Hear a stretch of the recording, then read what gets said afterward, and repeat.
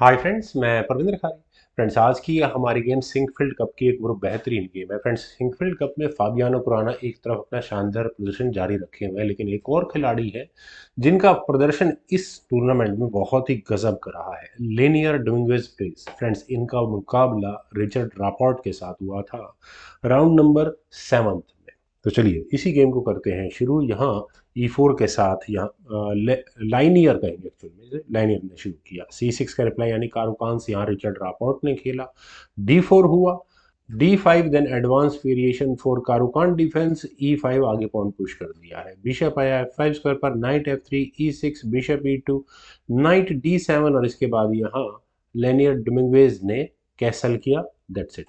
A5 then friends यहाँ normally knight C3 बाहर आता है। Rarest of rare move knight के E1 स्क्वायर पर जाने का है, जो यहाँ पर डोमिंगुez ने चला। आखिर ये नाइट करने क्या वाला है?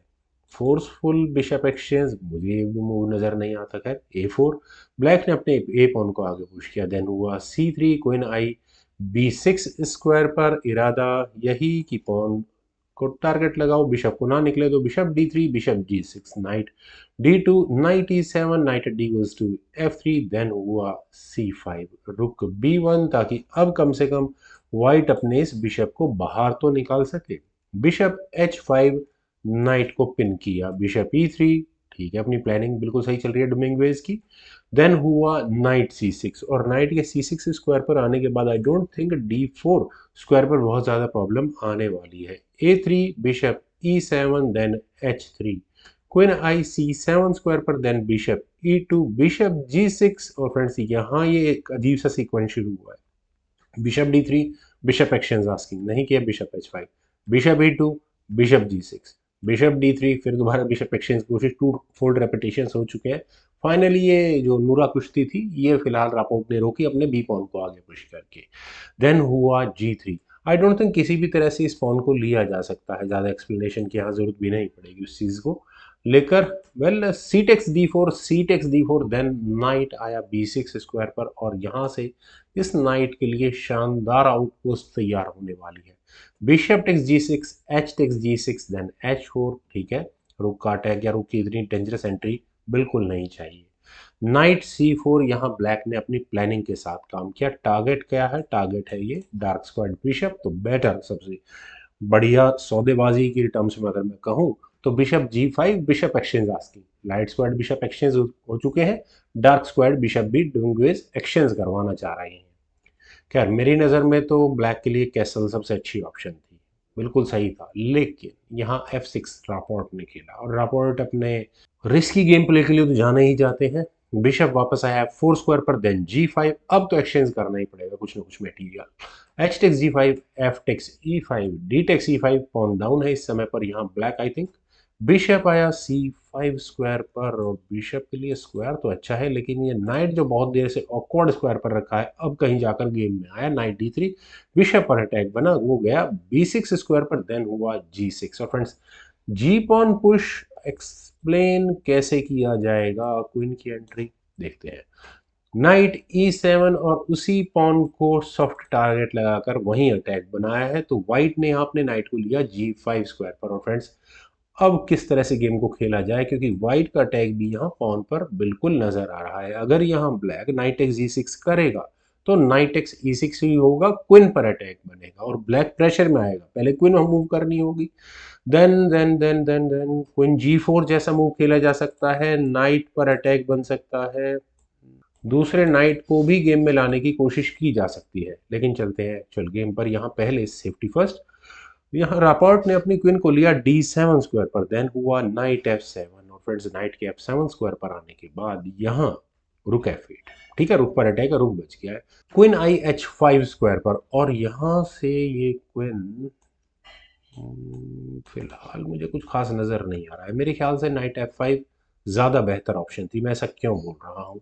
यहाँ मैं इसलिए बोल रहा हूँ क्योंकि वाइट का नाइट यहाँ D6 स्क्वायर को आया कर रहा है, जो कि चेक भी आ रही है और बनता भी है वही मूव।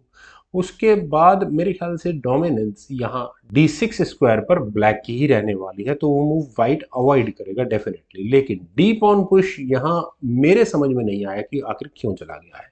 मेरे पास सिर्फ एक ही एक्सप्लेनेशन, ब्लैक का अगर फ्यूचर गेम प्लान की बात करूं कि क्वीन को लाओ डायगोनल पर, किंग को 7th रैंक में प्लेस करो, दोनों रुक्स को करो कनेक्ट, और किसी भी तरह से नाइट के हटने का वेट करो, और रुक को लाओ ऐसे स्क्वायर पर जो चेकमेट बना सके। तो बहुत लंबी गेम प्लान होगी यहाँ से।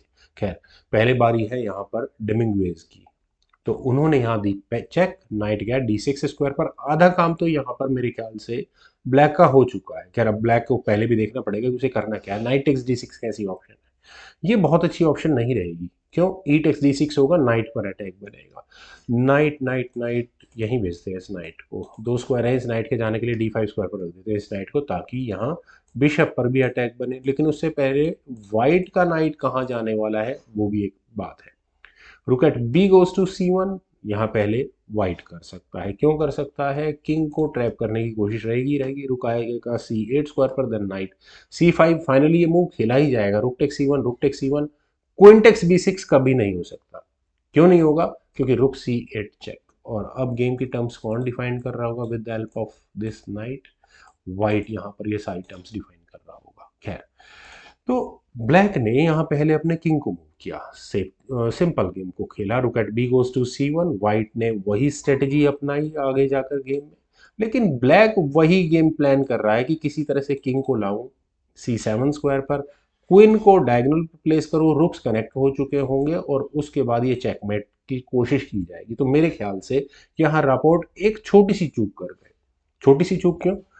किंग C7 शायद पहले ज्यादा अच्छा वर्क करता, लेकिन क्वीन C6, अटैक वही लगना है, लेकिन क्वीन के C6 स्क्वायर पर आने के बाद प्रॉब्लम्स बढ़ जाती है। वो कैसे? क्योंकि डोमिंगुएज को अपना फाइनल मूव चलाने लगाने का मौका मिला, वो था नाइट B4। और यहाँ इस मूव के बाद फ्रेंड्स, क्या आप रीजन समझ सकते हैं कि क्यों यहाँ ये रेजिग्नेशन आया डोमिंगुएज का? फ्रेंड्स, आप यहाँ पूरी तरह से इन दोनों नाइट्स की डोमिनेंस को देखिए। पहले अटैक तो है सीधा सीधा क्वीन पर। अब क्वीन के लिए स्क्वायर्स देखिए कहाँ कहाँ अवेलेबल है, 1 2 3 4 भी लगा लेते हैं। तो अगर ब्लैक अपने क्वीन को लाता है C5 स्क्वायर पर, तो नाइट की ये फॉक आपको नजर आ गई होगी, ये बिल्कुल क्लियर है। तो किंग को कहाँ लेकर जाए? अगर ये किंग मान लो C7 स्क्वायर पर जाए, तो नाइट की ये वाली थ्रेट आपको नजर आ गई होगी, जो सीधा सीधा क्वीन पर अटैक बना रही होगी। और उसके बाद ब्लैक का भी नाइट अनडिफेंडेड हो चुका होगा, वो अपने आप में एक प्रॉब्लम है। तो क्वीन को कहाँ रखें? मेरे ख्याल से रुक के सामने भी ठीक रखना ठीक बिल्कुल नहीं है। हाँ, B7 स्क्वायर पर ऑलरेडी नाइट अटैक बना रहा है, तो वहां भी नहीं जा सकता। तो क्वीन के लिए सबसे सेफेस्ट स्क्वायर होगा D7। तो क्वीन को रख देते हैं D7 स्क्वायर पर। लेकिन उसके बाद अब यहाँ क्वीन H1 जैसे ही वाइट करेगा, तो ब्लैक के पास सारी गेम के ऑप्शंस खत्म हो चुके होंगे। डायरेक्टली यहाँ रुक पर अटैक बन रहा होगा। रुक को कहाँ हटाना चाहिए वो भी क्वेश्चन है, या किंग को हटा ले, रुक्स को कनेक्ट कर ले, उसमें अपनी तरह की प्रॉब्लम्स आती हैं। रुक मान लो C8 स्क्वायर पर हटाया गया, देन बिशप G5, इस नाइट को और ज्यादा डोमिनेट किया जाएगा। खैर फ्रेंड्स, बिल्कुल डेफिनेटली बहुत बढ़िया गेम थी। मुझे उम्मीद है आप सभी लोगों को भी गेम जरूर पसंद आई होगी। तो आप लोग इस वीडियो को लाइक करें, शेयर करें, और मेरे इस यूट्यूब चैनल चेस गुरु को प्लीज सब्सक्राइब जरूर करें। आपके कमेंट्स का मुझे बेहद इंतजार रहेगा। Thank you for watching and bye for now.